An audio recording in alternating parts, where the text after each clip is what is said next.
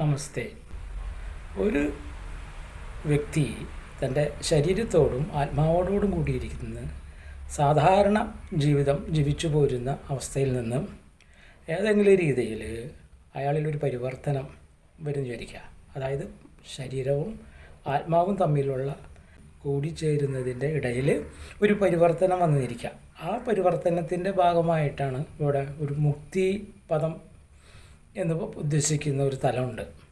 ആ തലത്തിലേക്ക് പ്രവേശിക്കുന്നതായിട്ടുള്ള ഒരു അനുഭവം ആ വ്യക്തിക്ക് വന്നാൽ എങ്ങനെയായിരിക്കും അയാളുടെ ശേഷമുള്ള, അതായത് മുക്തി പ്രാപിച്ചതിന് ശേഷം അയാളുടെ ജീവിത രീതി, കാഴ്ചപ്പാടുകൾ, പ്രവൃത്തികൾ എന്നൊക്കെ ഒന്ന് മനസ്സിലാക്കാൻ വേണ്ടിയിട്ട് ചെറിയൊരു വിഷയമാണ് ഇവിടെ ഞാൻ പറയാനായിട്ട് ഉദ്ദേശിക്കുന്നത്. അതായത് നമ്മൾ ചെയ്യുന്ന എല്ലാ ചിന്തകളിലും എല്ലാ പ്രവൃത്തികളിലും ഇവയ്ക്കൊക്കെ പ്രേരണ നൽകുന്നതായിട്ടുള്ള ഒരു എനർജി ഉണ്ട് എന്നുള്ളത് ബോധ്യം വന്നിട്ടുണ്ട്. ഒരു സ്പിരിറ്റാണ് എന്നുള്ളത് എനിക്ക് മനസ്സിലായത് അതാണ്. എല്ലാവരിലും ആ സ്പിരിറ്റ് മറ്റു പല രീതിയിൽ പ്രവർത്തിക്കുന്നുണ്ട്. അതിപ്പോൾ ഭൗതികമായാലും ആത്മീയമായാലും ലൗകികമായിട്ടൊക്കെ പ്രവർത്തിക്കുന്നത് ഈ ഒരു സ്പിരിറ്റാണ്, എല്ലാവരിലും ഉണ്ട്. അത് തന്നെയാണ് നമ്മളിലൂടെ പോസിറ്റീവ് നെഗറ്റീവ് എനർജി എന്നൊക്കെ പറയുന്നത്. ഓരോരുത്തരുടെ വാസനകളും താല്പര്യങ്ങളും അതിൽ അവർക്ക് കിട്ടുന്ന സംതൃപ്തിയും ആനന്ദവും ഒക്കെ കണക്കിലെടുത്തുകൊണ്ടാണ് ശരീരത്തിലിരുന്നു കൊണ്ട് ആ ഒരു എനർജി പ്രവർത്തിപ്പിക്കുന്നത് എന്നുള്ളത് മനസ്സിലായി. അപ്പോൾ അത് പ്രകൃതിയൊക്കെ ആയിട്ട് ബന്ധപ്പെട്ട് കിടക്കണമെന്നൊക്കെ മനസ്സിലായി. ഇതൊക്കെ നിങ്ങൾക്കറിയുന്ന വിഷയം തന്നെയാണ്. പക്ഷേ ഞാൻ നാച്ചുറലായിട്ട് ഇതിലേക്ക് വന്നപ്പോൾ എന്നിൽ ഉപാധികളൊന്നുമില്ലാതെ പ്രകടമായ അവസ്ഥാവിശേഷം മറ്റൊരാളോട് പറഞ്ഞ് മനസ്സിലാക്കാൻ പറ്റാത്തതാണ്. കാരണം അവിടെ ഉപാധികളൊന്നുമില്ല, ഡയറക്റ്റ് പറയുകയാണ്. അത് അനുഭവമാണല്ലോ. അപ്പോൾ അനുഭവത്തിൻ്റെ വെളിച്ചത്തിൽ പറയുന്ന വിഷയവും പഠിച്ച് കാര്യങ്ങൾ മനസ്സിലാക്കി പറയുന്ന വിഷയങ്ങളും തമ്മിൽ വ്യത്യാസമുണ്ട്. അത് എനിക്ക് മനസ്സിലായിട്ടുണ്ട്. അപ്പോൾ ഞാൻ അനുഭവത്തിൻ്റെ വെളിച്ചത്തിൽ പറയുമ്പോൾ ഇത് കേൾക്കുന്നവർക്ക് ഉൾക്കൊള്ളാൻ പറ്റുന്നില്ല എന്ന് അറിഞ്ഞുകൊണ്ട് തന്നെയാണ് ഞാൻ വീണ്ടും അത് സംസാരിക്കുകയും അത് പറഞ്ഞ് മനസ്സിലാക്കാനൊക്കെ ശ്രമിച്ചിരിക്കുന്നത്. അപ്പോൾ ഞാനിവിടെ പറയുന്നത് എന്താണെന്ന് വെച്ച് കഴിഞ്ഞാൽ, മുക്തി എന്ന ആ അവസ്ഥ പ്രാപിച്ച ഒരാൾ അതിനുശേഷം അയാൾക്ക് ഉണ്ടാകുന്ന ഒരു കാഴ്ചപ്പാടിനെ കുറിച്ച് പറയാനാണ് ആഗ്രഹിക്കുന്നത്. അതിന് ഞാനൊരു ഉപമയിലൂടെ പറഞ്ഞ് മനസ്സിലാക്കാൻ ശ്രമിക്കാം. മുക്തി പ്രാപിച്ച ഒരാൾ വലിയൊരു മലയുടെ മുകളിൽ കയറി നിന്ന് കഴിഞ്ഞാൽ അയാൾക്ക് എന്തായിരിക്കും അനുഭവപ്പെടുക? മുകളിലേക്ക് നോക്കി കഴിഞ്ഞാൽ ശൂന്യാകാശമാണ്. സൂര്യചന്ദ്രാദി ഗോളങ്ങൾ ഒഴിച്ച് നോക്കിക്കഴിഞ്ഞാലൊക്കെ അവിടെ ശൂന്യമാണ്. എന്നാൽ അയാൾ കീഴോട്ട് നോക്കിയാലോ, അയാൾ ജീവിച്ച് പരിചയിച്ചൊക്കെ പോന്നിരുന്ന അതേ തലത്തിൽ കുറേ മനുഷ്യരും ജീവജാലങ്ങളും സമ്മിശ്രമായിട്ട് പലതും ചെയ്തുകൊണ്ടിരിക്കുന്നു. അത് ഇയാളുടെ കാഴ്ചപ്പാടിൽ എന്താ, ഒരു തിരശീലയിൽ ഒരു ചലച്ചിത്ര പ്രദർശനം കാണുന്ന പോലെ ലാഘവത്തോടു കൂടിയാണ് ഇയാളത് ദർശിക്കുന്നത്. ഇയാൾക്ക് അത് അങ്ങനെ ഉൾക്കൊള്ളാൻ പറ്റുന്നുള്ളൂ. കാരണം എന്താ, ഇയാളിൽ വന്നിരിക്കുന്ന ആ ഒരു സ്പിരിറ്റിൻ്റെ അവബോധത്താൽ അയാൾക്ക് എല്ലാം വേർതിരിച്ച് മനസ്സിലാക്കാൻ കഴിയും. അപ്പം ഓരോ ജീവജാലങ്ങളും അതനുസരിച്ചിട്ട് നമ്മൾ ഇങ്ങനെ പറയേണ്ടി വരും. കീ കൊടുത്ത് വിട്ട് കഴിഞ്ഞാൽ ചലിക്കുന്ന പാവകളെ പോലെ അതിൻ്റേതായ കർമ്മങ്ങൾ നടത്തിക്കൊണ്ടിരിക്കുന്നു. അതിലവർ അത് ആസ്വദിക്കുന്നു, അവസാനിക്കുന്നു. കീ കൊടുക്കുന്ന പ്രകാരം അതിലുണ്ടാകുന്ന എനർജി ലോസ് ആകുമ്പോൾ അതോടുകൂടി അത് അവിടെ ഇടിഞ്ഞൊളിഞ്ഞ് വീണു അല്ലെങ്കിൽ നശിച്ചു പോകുന്നു. അതേമാതിരി മരണമെന്ന ഒരു പ്രക്രിയ ഇതിലൂടെ നമ്മൾ നോക്കുമ്പോൾ ഓരോ മനുഷ്യരും ഓടുന്നു, ചാടുന്നു, കളിക്കുന്നു, എഴുതുന്നു, പഠിക്കുന്നു, വിവാഹങ്ങൾ കഴിക്കുന്നു, വാഹനങ്ങൾ ഉണ്ടാക്കുന്നു, വാഹനങ്ങൾ ഓടിക്കുന്നു, കെട്ടിടങ്ങൾ പണിയുന്നു, പലവിധ ഫാക്ടറികൾ, പലവിധ പ്രസ്ഥാനങ്ങൾ, ഇങ്ങനെയൊക്കെ ഒരു വലിയൊരു പ്രവർത്തന മേഖലയിൽ ഓരോരുത്തർക്ക് അഭിരുചിയുള്ള രീതിയിൽ അതിലൊക്കെ ബന്ധപ്പെട്ട് പ്രവർത്തിച്ച് അതിൽ ഒടുങ്ങുകയാണ്, അവസാനിക്കുകയാണ്. അതായത് ഇപ്പോൾ ഒരാളൊരു അധ്യാപകൻ വിചാരിക്കുക. ആ അധ്യാപനമാണ് അയാൾക്ക് താല്പര്യം. ഇത് ആ ശരീരത്തിൽ ഇരുന്നു കൊണ്ട് ആത്മാവിന് അയാൾക്ക് ചെയ്യാൻ തോന്നുന്നത് അധ്യാപനമാണെങ്കിൽ അധ്യാപനായി അയാൾ 10-60 വയസ്സ് കഴിയുമ്പോഴേക്കും അയാൾ റിട്ടയർഡായി. അതുവരെയും അയാളുടെ ശരീരവും മനസ്സും എല്ലാം അതിൽ വ്യയം ചെയ്യുകയാണ്. റിട്ടയർഡായി ശാരീരിക മാനസിക പ്രയാസങ്ങൾ, രോഗപീഠാദികൾ പലതൊക്കെ അവസാനം അത് നശിക്കുന്നു. ഇങ്ങനെ ഓരോ വ്യക്തികളും അതാത് ടേസ്റ്റ് അനുസരിച്ച് ചെയ്യുന്ന കർമ്മങ്ങളിലൂടെ അവർക്ക് വിധിച്ചിരിക്കുന്ന സമയം ഓരോന്നും ചെയ്ത് അവസാനം നശിക്കുകയാണ്. ഇങ്ങനെ നോക്കുമ്പോഴാണ് നേരത്തെ പറഞ്ഞത്, അതായത് മുക്തി പ്രാപിച്ചിരിക്കുന്ന ആൾ ഇതൊക്കെ നോക്കിക്കാണുന്നത് എല്ലാം ഓരോരുത്തരുടെ ഭ്രമമാണ്. ഓരോ ജീവാത്മാവിനും അതാത് ഭ്രമമാണ്. എന്തെല്ലാം പ്രവൃത്തികൾ ചെയ്ത് ആസ്വദിച്ച് അടങ്ങുന്നുണ്ടോ അതൊക്കെ ഒരു ഭ്രമമായിട്ടാണ് കാണുന്നത്. ഒന്നും സ്ഥായിയല്ല. ഈ ചെയ്ത കർമ്മങ്ങളെല്ലാം സ്ഥായിയല്ല. ഈ ശരീരവും കാണുന്ന ഈ ജഡമായി നിൽക്കുന്ന ഭൗതികമായ ഈ പ്രകൃതിയിലെ പലതും നശിച്ചു പോകുന്നതാണ്, അത് സ്ഥൂലമാണ്, അത് നശിച്ചു പോകുന്നത്. അതിൽ നശിക്കാത്തതാണ് സ്പിരിറ്റായിട്ട് നമ്മിൽ ഇതിനൊക്കെ പ്രേരണ നൽകിക്കൊണ്ട് അതൊക്കെ ആസ്വദിച്ചുകൊണ്ട് ആനന്ദം കൊള്ളുന്നത് നശിക്കാത്തതായിട്ടുള്ള അനശ്വരമായിട്ടുള്ള ഒരു സ്പിരിറ്റ്, ഒരു ഫോഴ്സ് അല്ലെങ്കിൽ ഒരു ചൈതന്യം. അതൊരു ദിവ്യമായതാണ്. അത് സർവ്വത്തിലും ഉണ്ടെന്നും അതില്ലെങ്കിൽ ഈ കാണുന്ന യാതൊരു ജീവജാലങ്ങളും ചലിക്കുകയില്ല എന്നും ചലിപ്പിക്കുന്നതായിട്ടുള്ള സൂക്ഷ്മത്തിൽ അന്തർലീനമായിരുന്നു കൊണ്ടാണ് ചെയ്യുന്നത് എന്നുള്ളതും അത് ഓരോരുത്തരും അറിയുന്നില്ല എന്നും ഓരോ ജീവാത്മാക്കൾക്കും അവർക്ക് തോന്നുന്ന രീതിയിലുള്ള പ്രവൃത്തികൾ ചെയ്ത് അവസാനം അതിൽ ഭ്രമിച്ച് അതിൽ ഒടുങ്ങുകയാണ് ചെയ്യുന്നത് എന്നുള്ളത് ഇയാൾക്ക് മനസ്സിലാവും. അപ്പോൾ ഈ വ്യക്തി, മുക്തനായൊരു വ്യക്തി ഇതിലൊന്നും അകപ്പെടുന്നില്ല. മനുഷ്യരാലുണ്ടാക്കിയിരിക്കുന്ന ഭൂമിയിൽ ഒരു നിയമങ്ങളും അയാൾക്ക് ബാധകമല്ല. കാരണം അയാൾ മുക്തനായിരിക്കുകയാണ്.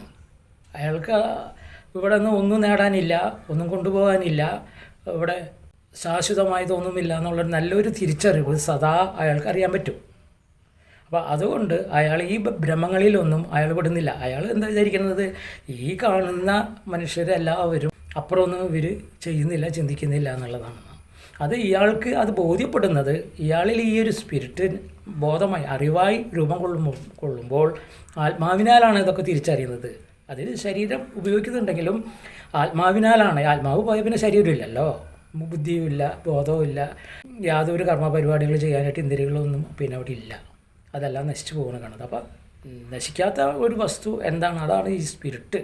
ഇതൊക്കെ ചെയ്യാനുള്ളൊരു സ്പിരിറ്റ് ഉണ്ടെന്നുള്ളതും അതിനെ ആത്മീയതയിൽ ആത്മാവ് എന്നും പറയുന്നതായിട്ടാണ് ഇയാൾക്ക് മനസ്സിലാകുന്നത്.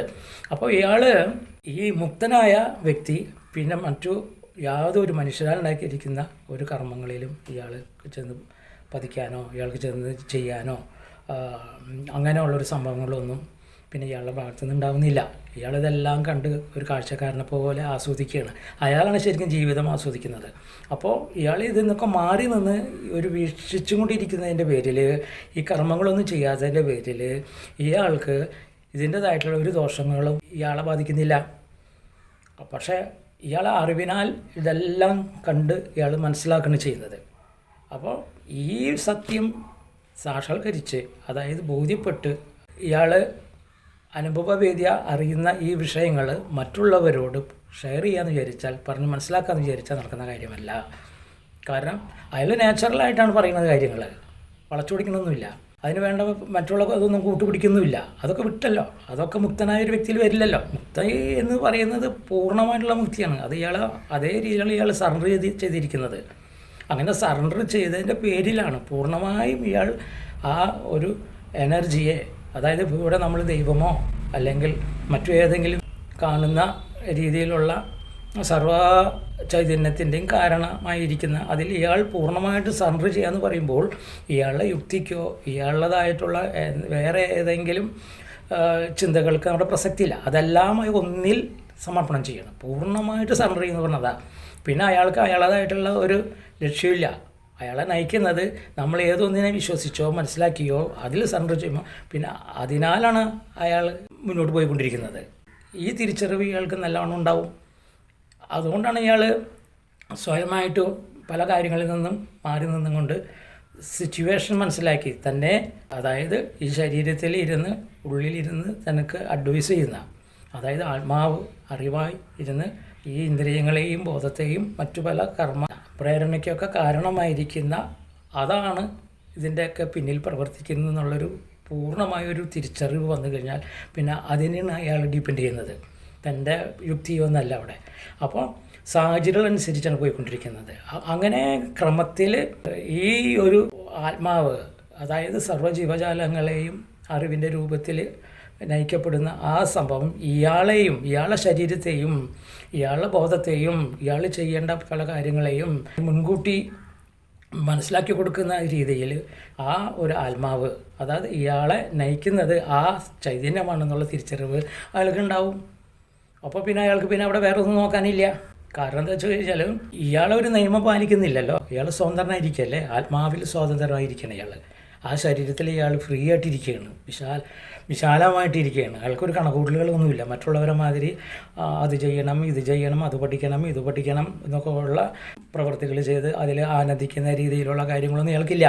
ഇയാൾ ആനന്ദിക്കുന്നത് ഈ പറഞ്ഞ മഹാപ്രതിഭാസത്തിൽ ഇയാൾ സമർപ്പണം ചെയ്ത് ആ സ്പിരിറ്റ് ഇയാളെ ഉള്ളിലുള്ള സ്പിരിറ്റുമായിട്ട് കണക്ട് ചെയ്ത് അവിടെ എന്താ സംഭവിക്കുന്നത് എന്ന് മനസ്സിലാക്കി പോകുന്ന ഒരാളാണ്.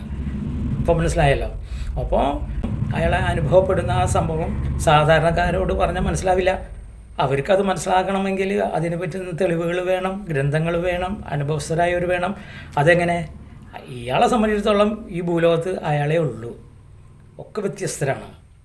അപ്പോൾ ഇയാൾക്ക് പറയാനുള്ളത് മറ്റുള്ളവരോട് വല്ലതും പറയാനുണ്ടെങ്കിൽ ഇയാളെ അനുഭവമേ ഉള്ളൂ. അത് വിശ്വസിക്കുന്നവർ വിശ്വസിക്കും, അല്ലാത്തവർ തള്ളിക്കളയും. അത് വേറൊരു വശം.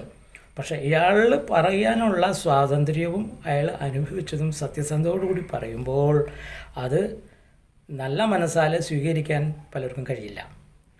അതിൽ ചിലപ്പോൾ 1 2 പേരോ അത് ഉൾക്കൊള്ളാനും അത് സ്വീകരിക്കാനും സമ്മതിക്കാനും ഒരു സന്മനസ്സ് കാണിച്ചാൽ അത് നന്നായി. അത്രയേ ഉള്ളൂ. അതുപോലും പ്രതീക്ഷിക്കണില്ല. കാരണം എന്താ വെച്ച് കഴിഞ്ഞാൽ ഒന്നും എടുത്ത് കാണിക്കാനില്ല. എന്നാൽ അയാളിൽ പല രീതിയിലുള്ള സംഭവങ്ങൾ നടക്കുന്നുണ്ടെന്നാലും അത് അയാൾക്കറിയാം. അത് ഞാനല്ല, ഞാൻ ഏതൊന്നിലാണോ എന്നെ സമർപ്പിച്ച് നിൽക്കുന്നത് ആ ഒരു കണക്ഷനാണ് ഇതൊക്കെ നടത്തുന്നതെന്നുള്ളൊരു തെളിഞ്ഞ അവബോധം അയാൾക്കുണ്ടാവും. അയാളൊരു നിസ്വാർത്ഥനാണ്. അപ്പോൾ ഈ ഒരു രീതിയിലാണ് മുക്തനായ ഒരാളുടെ സ്വതന്ത്രമായ മാനസികാവസ്ഥ. അയാൾ അവിടെ സ്വാതന്ത്ര്യമാണ് അനുഭവിക്കണം. പേടിയില്ല. എന്തിനാ പേടിക്കണം? നമ്മളൊരു പ്രവൃത്തിയിലും ബന്ധപ്പെടുന്നില്ലല്ലോ. ബന്ധപ്പെടുമ്പോഴല്ലേ അത് നടക്കോ നടക്കില്ലേ ശങ്കം.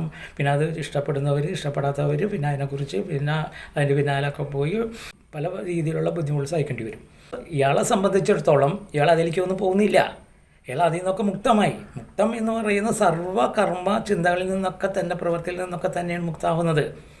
അങ്ങനെ മുക്തമായി കഴിയുമ്പോഴാണ് ആ സ്പിരിറ്റ് പ്രകടമാകുന്നത്. ആ സ്പിരിറ്റ് ആകുന്ന ഞാനാണ് നിൻ്റെ ശരീരത്തെയും നിന്നെയും നീ എന്ന് പറയുന്ന ഞാനും ഒക്കെ ഒന്നാണ് എന്ന് ഉള്ള ഒരു തുറന്ന അവബോധം അയാളിൽ പ്രകടമാകും.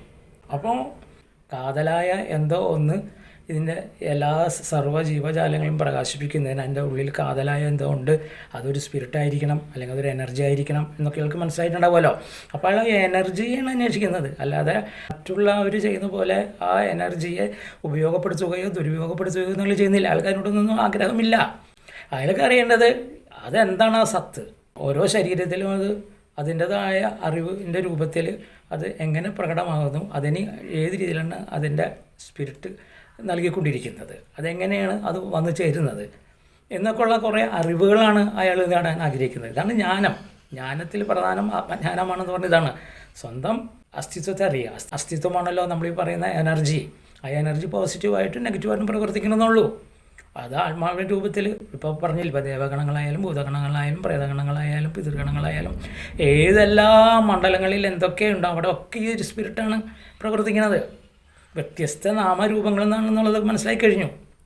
അപ്പോൾ ആ സ്പിരിറ്റും ഇയാളിലുള്ള സ്പിരിറ്റും കണക്റ്റ് ആകുമ്പോൾ അയാൾ അതിൽ ലിങ്കായി നിൽക്കുമ്പോഴാണ് ഇതൊക്കെ മനസ്സിലാവുന്നത്. അങ്ങനെ നിൽക്കുന്ന ഒരവസ്ഥയാണ് ഈ മലമുകളിൽ നിൽക്കുന്ന ഒരു ഉപമ ഞാൻ പറഞ്ഞത്. അപ്പോൾ വേണമെങ്കിൽ നമുക്ക് മലയെ നമുക്കൊരു 7 മണ്ഡലങ്ങളായിട്ട് കാണാം. അവസാനത്തെ മണ്ഡലമായ ടോപ്പ് സ്റ്റേജാണ് 7ാം മണ്ഡലം. അവിടെയാണ് ഇയാൾ കയറി നിൽക്കുന്നതെന്ന് പറഞ്ഞല്ലോ. അവിടെ നിന്നാണ് അയാൾ നിന്നിരുന്ന താഴെ മണ്ഡലത്തിലേക്ക് നോക്കുമ്പോഴാണ് ഇതൊക്കെ ഇങ്ങനെ കാണുന്നത്. ഏതെല്ലാവരും രീതിയിൽ അവർ പോലും അറിയാതെ ഈ ജീവജാലങ്ങൾ ഓരോ ബ്രഹ്മത്തിൽപ്പെട്ട് ഓരോന്ന് ചെയ്യുന്നു. അത് കീ കൊടുത്ത് വിട്ട പാവയെപ്പോലെ ചെയ്യുന്നു. ആ എനർജി അവസാനിക്കുമ്പോൾ അവിടെ അവസാനിക്കുകയാണ്. ഇങ്ങനെയാണ് ഇവിടെ മനുഷ്യ കുലങ്ങളിൽ നടക്കുന്ന വ്യവഹാരം എന്ന് അയാൾക്ക് തിരിച്ചറിയാം. പക്ഷേ ഇയാളത് മാത്രമല്ല, ഇയാൾ ആ സ്പിരിറ്റിൻ്റെ ആസ്വാദനം അനുഭവിക്കുന്നുണ്ട്. അത് മനസ്സിലാക്കണം. ആ ഒരു സ്പിരിറ്റ് ഈ വക കർമ്മങ്ങളിൽ ഏർപ്പെടാണ്ടിരിക്കുമ്പോൾ അതിൻ്റെ സ്വഭാവം എന്താണ്? അത് പരമമായ ആനന്ദമാണെന്നും സ്വതന്ത്രമാണെന്നും യാതൊരുവിധ ശാരീരിക അസ്വസ്ഥതകളൊന്നും ഉണ്ടാക്കാത്ത ഒരു എനർജിയാണെന്നും അതിൻ്റെ തണലിലാണ് ആ ഒരു ശരീരം നിലനിൽക്കുന്നതെന്നും പ്രവർത്തിക്കുന്നതൊക്കെ ഇയാൾക്ക് ബോധ്യമാവും. അപ്പോൾ അയാൾ അവിടെ സ്ഥായിട്ട് ഉറക്കും. അയാൾ പിന്നെ കീഴോട്ട് ഇറങ്ങി വരുന്നില്ല. ആ മലമുകളിൽ തന്നെ നിൽക്കുകയാണ്. കീഴോട്ട് ഇറങ്ങി വന്ന ഈ പഴയ സംസ്കാരങ്ങളും ബന്ധങ്ങളിലൊക്കെ വീണ്ടും ആലോചനപ്പെടുത്തുമല്ലോ. അതുകൊണ്ട് അയാൾ അവിടെ തന്നെ നിൽക്കുകയാണ് സ്ഥായിയായിട്ട്. അയാൾക്ക് അവിടെ നിൽക്കുന്നതിൻ്റെ പേരിൽ താഴെ മണ്ഡലത്തിൽ നടക്കുന്ന ഇതെല്ലാം തിരിച്ചറിയും. അങ്ങനത്തെ ഒരു അവസ്ഥയിൽ മുക്തനായൊരു വ്യക്തി, ആ മുക്തനായൊരു വ്യക്തി അയാൾ അനുഭവിച്ച വിഷയം താഴെ ഉള്ളവരോട് പറഞ്ഞ് മനസ്സിലാക്കാൻ വിചാരിച്ച് നടക്കുന്ന കാര്യമല്ല, ഉൾക്കൊള്ളില്ല, വിശ്വസിക്കാൻ പറ്റില്ല. കാരണം അവരൊക്കെ കേട്ടും അറിഞ്ഞൊക്കെ വന്നിരിക്കുന്നത് വേറെ ചില വഴികളിലൂടെയൊക്കെയാണ്. അവർക്ക് അതിലേ തന്നെ വരണം, ആ വക കാര്യങ്ങളിലൂടെ തന്നെ അവരെ ബോധ്യപ്പെടുത്തി കൊടുക്കണം. അത് മുക്തനായ വ്യക്തികൾക്ക് ഈ കാര്യകാരണങ്ങളൊന്നുമില്ല. പിന്നെ സ്വതന്ത്രമായി ആൾക്ക് ഡയറക്റ്റ് പറയാൻ പറ്റും, അത് ആ എനർജി തന്നെയാണ് ഞാൻ നിങ്ങളുടെ മുന്നിൽ, നിങ്ങളിലുണ്ട്, അതാണ് ഞാനും നീ ഒന്നാണ്, അതാണ് തത്വമസി. അപ്പോൾ ഇതൊക്കെ പറയുന്നതിൻ്റെ പൊരുൾ ഇതാണ്. അപ്പോൾ ഇതെല്ലാം അറിയണമെങ്കിൽ മുക്തനായേ പറ്റൂ. അതായത് ഈ കെട്ടുകളിൽ നിന്നെല്ലാം ഭൗതികമായി നമ്മുടെ ശരീരത്തിൽ ഇരുന്നു കൊണ്ട് ആ സ്പിരിറ്റ് പ്രവർത്തിക്കുന്ന ആ നിയമങ്ങളെയൊക്കെ ഭേദിച്ചും കൊണ്ട് അതിൻ്റേതായ അവസ്ഥയിലേക്ക് കടന്നു ചെന്നാൽ മാത്രമേ അതിൻ്റെ തനി സ്വരൂപം സ്വഭാവം എന്താണെന്ന് മനസ്സിലാവുള്ളൂ. അങ്ങനെ മനസ്സിലായ ഒരു വ്യക്തി മറ്റുള്ള മണ്ഡലങ്ങളിലുള്ള വ്യക്തികളോട് എന്തു തന്നെ പറഞ്ഞാലും അവർക്ക് ഉൾക്കൊള്ളാൻ പറ്റില്ല. അയാൾ തനിച്ചാവും, അയാൾ ഒറ്റപ്പെടുത്തും, അയാൾക്ക് ഭ്രാന്താണെന്ന് പറയും, അയാൾ വട്ട് പിടിച്ച കേസാണ്. കാരണം അവർ ഈ സ്പിരിറ്റിനെ മറ്റു പല രീതിയിലൊക്കെയാണ് കാണുന്നത്. പല സ്വഭാവത്തിലും പല രൂപത്തിലും ഇങ്ങനെയൊക്കെ കണ്ട് സ്വയം അതിലൊക്കെ ഭ്രമിച്ച് അതൊക്കെ ആയിട്ട് ബന്ധപ്പെട്ടൊക്കെ പോവുകയാണ്. മുക്തൻ അയാൾ ഇതിലൊന്നും പെടുന്നില്ല. ഇതിനൊക്കെ മറികടന്നുകൊണ്ടാണ് അയാൾ ഏകമാകുന്ന ആ ഒരു സ്പിരിറ്റിനെ മാത്രം കേന്ദ്രീകരിച്ചുകൊണ്ട് ഇയാൾ അതിലേക്ക് പ്രവേശിക്കുന്നത്. അങ്ങനെ പ്രവേശിച്ചതിൽ അനുഭവമുള്ള ഒരാളുടെ കാര്യമാണ് ഞാനിപ്പോൾ ഇവിടെ പറഞ്ഞത്. നമസ്തേ.